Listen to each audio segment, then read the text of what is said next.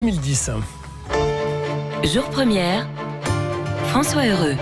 Et à 9h34, on fait notre rentrée scolaire avec Jean Hendrix, économiste à l'UCL et dans le groupe de réflexion Itinéraire. Jean Hendrix qui signe un livre intitulé « L'école de la réussite ». Jean Hendrix, vous mettez en évidence dans ce livre le décrochage scolaire. On en parle beaucoup en Belgique et en Belgique francophone. Et vous mettez en évidence le coût exorbitant de ce décrochage scolaire pour l'État, pour la Belgique. Oui, donc ça coûte beaucoup d'argent. D'abord, on définit le concept. Oui.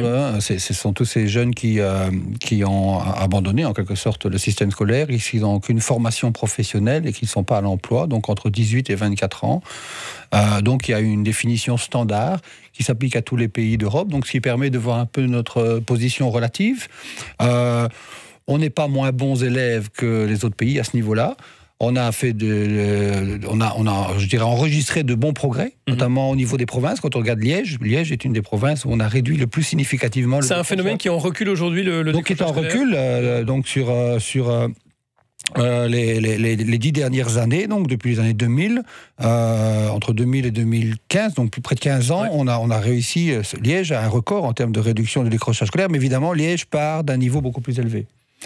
Mais donc, il y a une espèce de convergence vers un taux de l'ordre de 12 à 13%.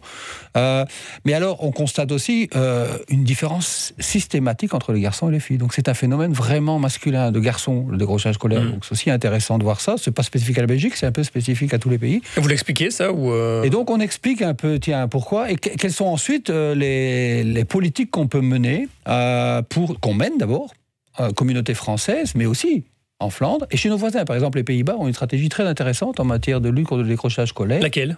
Une très forte implication des pouvoirs locaux, notamment, qui sont vraiment impliqués, de toutes les associations et tout ça, pour la détection précoce, très rapide, des moindres problèmes. C'est souvent lié à des problèmes familiaux, des ruptures familiales, des problèmes de violence, des problèmes d'alcool, de drogue, tout ce que vous pouvez imaginer.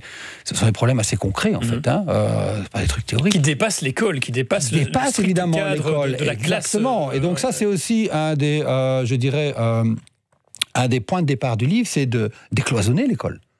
Parce que finalement, les élèves arrivent, si je puis dire, avec un sac à dos rempli de problèmes ou parfois des problèmes psychologiques, des problèmes familiaux, et qui ne leur permettent plus de s'accrocher à un système scolaire, et ils ne se sentent pas écoutés dans l'école. Et pour les enseignants, c'est aussi, eux-mêmes viennent avec parfois leurs propres problèmes, avec des contraintes, et donc c'est un peu de comprendre que tout ne se passe pas. Même si la classe est essentielle, il faut aussi ouvrir, décloisonner, échanger les pratiques et s'entourer d'acteurs, d'associations qui aident à lutter contre le décrochage scolaire. C'est un phénomène qui touche surtout les grandes villes, absolument, les milieux urbains, oui. Et donc la région bruxelloise. Oui, mais voilà, évidemment, premier suspect, c'est la région bruxelloise, mais on penserait que du côté francophone, on en a beaucoup plus, mais Anvers, c'est une catastrophe.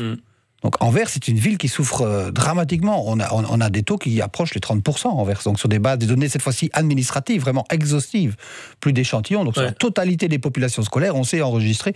Et donc Anvers, c'est une catastrophe. On sait que le décrochage scolaire, par exemple, dans les familles où les parents sont peu éduqués, on fait peu d'études, ou les familles monoparentales, ça peut approcher les 40%.